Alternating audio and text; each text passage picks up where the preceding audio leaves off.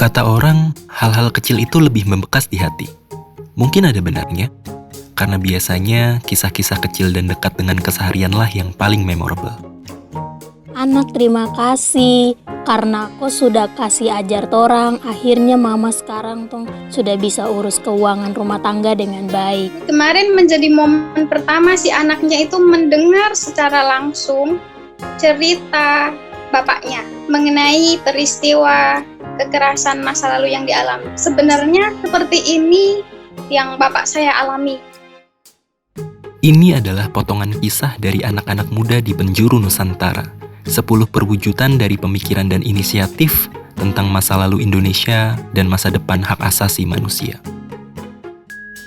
Pelanggaran hak asasi manusia muncul dalam wujud dan bentuk yang berbeda-beda.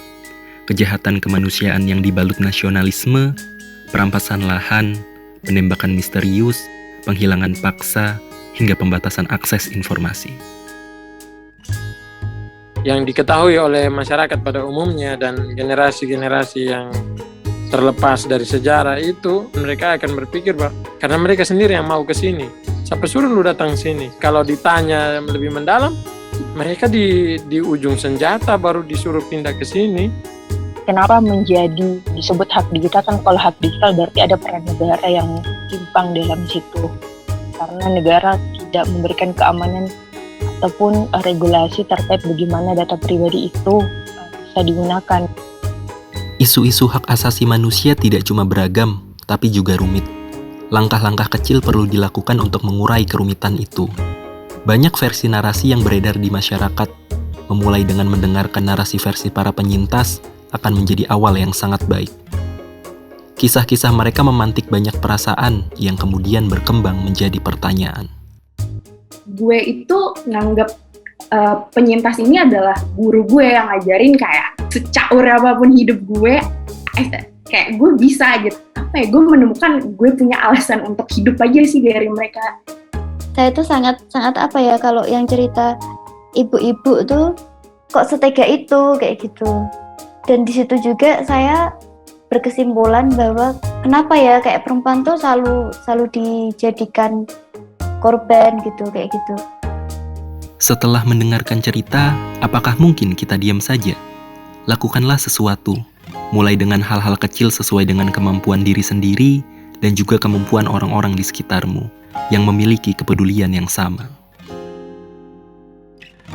Mulai tahun 2015 itu persoalan peralihan fungsi lahan perkebunan jagung mulai terjadi di Kebat. Yang selalu berusaha, yang selalu terlibat dalam persoalan ini itu kita punya tua-tua adat, kita punya orang-orang tua, tapi pemuda belum ada sesuatu. Padahal sebenarnya kalau mereka tahu, mereka juga mungkin bisa menolong.